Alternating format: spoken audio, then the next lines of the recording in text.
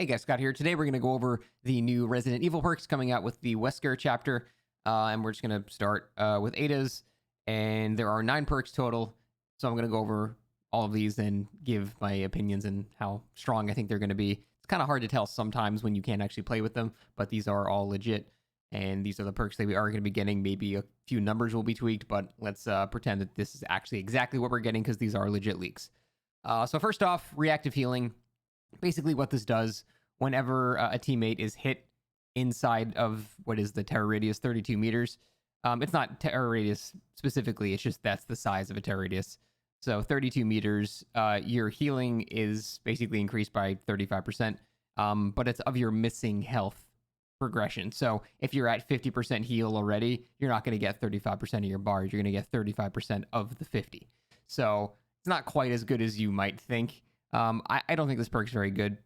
Typically, I mean, this could jumpstart your healing by a bit. If you want to do it on like a full healing build or something like that, I could see maybe this having a little bit of value. But I think just a regular healing build with botany and a good med kit, you're going to be able to heal yourself in 6 seconds anyway. I guess, again, this could jumpstart it. I can't see anyone really using this. I can think of maybe a couple of Survive with Friends things, organizing a hit on purpose to jumpstart your healing. But 35% in my opinion is not enough. It's too situational. It's too location based. I don't think that perk's very good. Low profile is basically just terrible. It's any perk that involves you being the last survivor is just objectively bad because it has the requirement of having you lose the game basically for it to even work. So it's just simply not good. It just basically turns off your scratch marks and turns off your blood for 90 seconds. It's not even permanent. It's only for 90 seconds too. Hell, if you're gonna do one of these perks, I'd pick Left Behind to find the hatch better. Wiretap. Now this one is interesting. So basically, this is sort of like Blast Mine, where you can set a trap on a generator after working on it for a certain amount of time. It's got less of a requirement than Blast Mine, though. And this puts it on there for 80 seconds.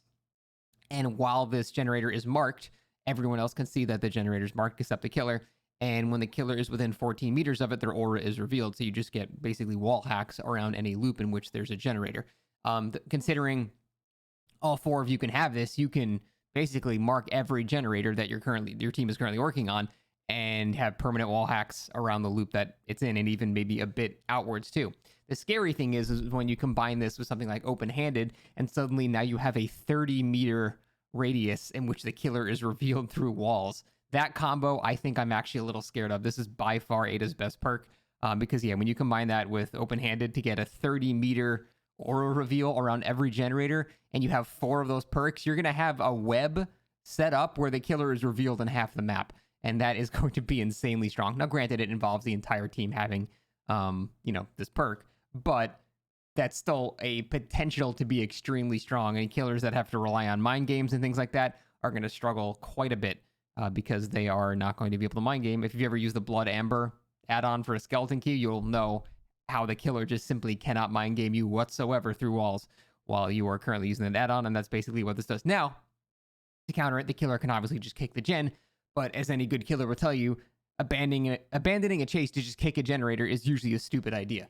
So it's not like you're going to have the option to kick the gen without losing something in return, and you don't even know that the gen is wiretapped, so you're not actually going to know whether or not you need to kick the gen or not, because if it is, like, you're really screwed in that chase. You're not going to win it by any mind games. You have to brute force everything, which you can still do. If you create dead zones and stuff, you can just brute force chases and still win easily, in fact. But this is by far Ada's best perk and probably the only one worth using. Definitely a lot of potential with that one, in my opinion anyway. Next, we have Rebecca Chambers perks. Now, this first one is scary, in my opinion, because typically you want perks to sort of like bridge the gap from bad player to good player. You don't want perks that make good players even stronger. That kind of is why, for example, Dead Hard could be really scary, because a good player that doesn't make that many mistakes, the one time they do make a mistake, it's just rectified.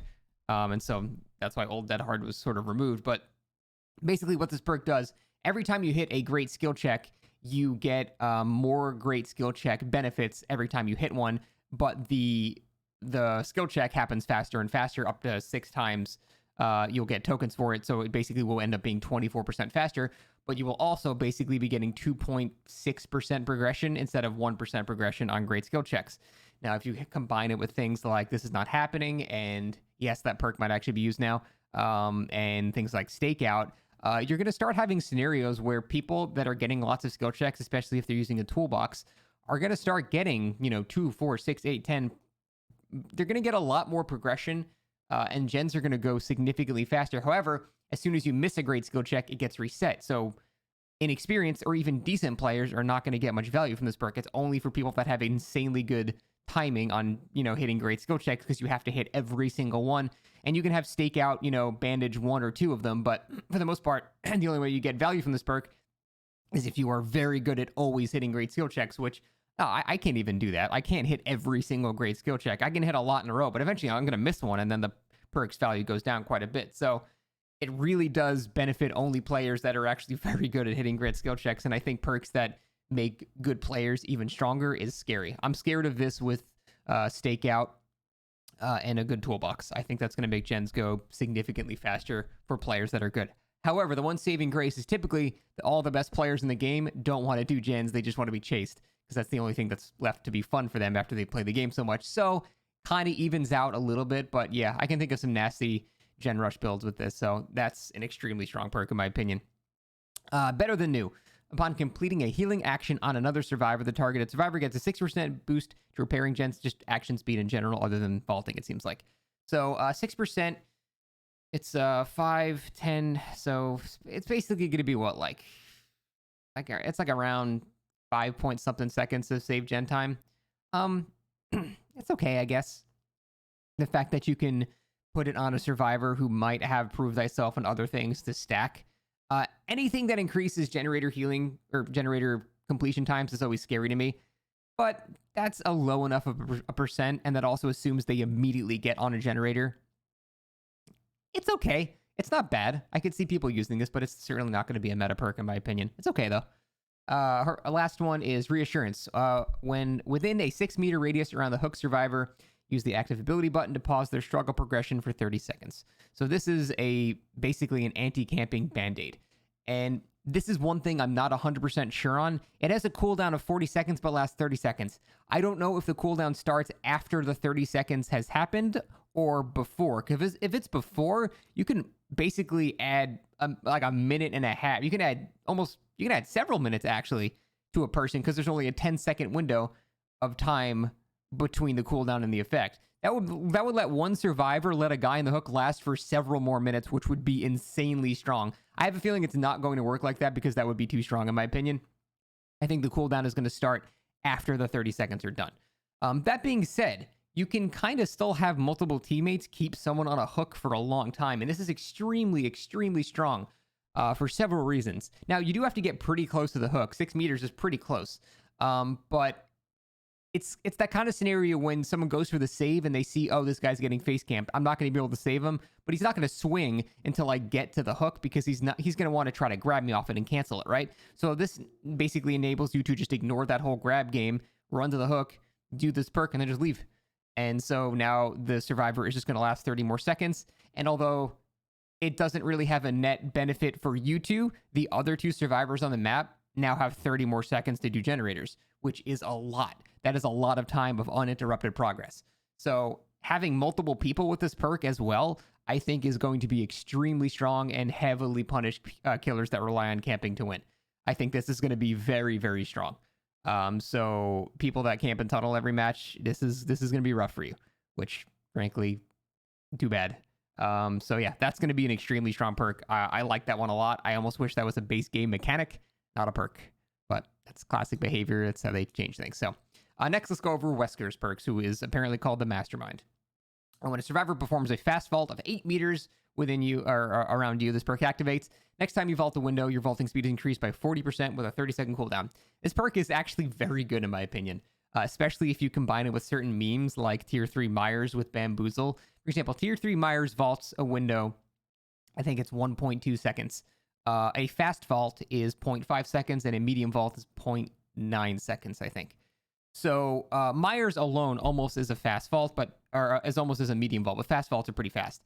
So now if you have this with Myers as well, it's going to be like, what, a 0.8 second vault? So you're actually going to vault faster than a medium vault. And then you can combine that with things like Bamboozle and Fire Up, and you'll basically almost be vaulting at the same speed of a fast vault. Now, windows are the differentiating factor in a chase with the killer and the survivor. That's meant to be the survivor's main like strength there because they vault way faster than killers do. But this is going to make it so killers can vault nearly as fast as a fast vault, which renders a lot of tiles that are normally really strong not strong at all. And especially if there's like a drop after where the survivor has to like stagger for a second, the killer doesn't have that. This is actually going to be a really strong perk in my opinion. It's going to really counter a lot of like problematic windows that are just there. Like Haddonfield, for example, has a lot of areas where they're dead zones, but the thing that makes it strong is a very singular strong window. A single bamboozle is not even that great in that scenario because once you vault it, there's just another window that they can go to somewhere else and doesn't really do as much as you would think. This, however, makes it so the distance that they gain is not enough to even get to that next window, and you're just going to hit them. So I think that's going to be an extremely strong perk. I'm actually looking forward to using that myself. I cannot wait to use this on Tier 3 Myers or Shadow Dance Wraith or, anything that has like a faster vault. I forget they changed that. I think that's going to be really funny. So I think Superior Anatomy, very good perk, first off. Awakened Awareness. When carrying a survivor, you can see the aura of other survivors within 20 meters of your position. Aura is revealed this way, stay visible for 2 additional seconds after you stop carrying the survivor. So basically, after you hook them, you still see them for 2 more seconds.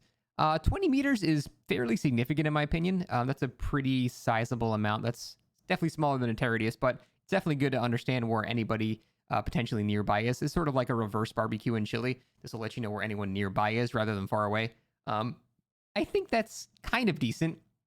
Almost reminds me of the old Hangman's Trick, except that had a more global effect. I think that's kind of decent for some close range information. Yeah, I think that's a decent information perk. I'm just going to call that one decent. Terminus. When the exit gates are powered, this perk activates while Terminus is active. Injured, down, and hooked survivors are inflicted with broken until exit gates are opened. When they're open, survivors will stay broken for an additional 30 seconds. This is in some way like a no-ed effect for people that are currently injured, because it guarantees they're still going to go down in one hit. But I don't think this is that good. It's a very specific window between when the gates are powered and when the gates are open, which might not be very long, and also doesn't necessarily injure them. It just makes people that are currently injured stay broken.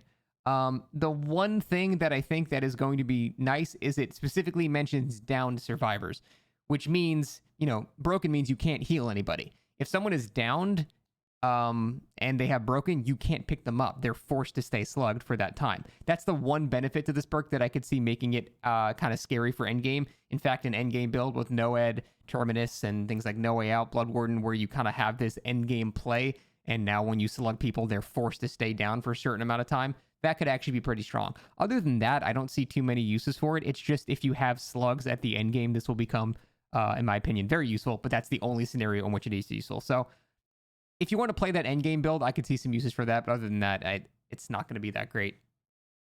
But yeah, that slugging, anti-slugging potential that slugging potential to be stronger is going to be pretty good. So overall, I think the perks are all pretty strong. I'd say Ada got the weakest overall. Wiretap is really her only good perk. But Rebecca's are pretty much all good, and Wesker's are pretty much all good. So overall, a pretty strong perk lineup for the Killers and Survivors this chapter.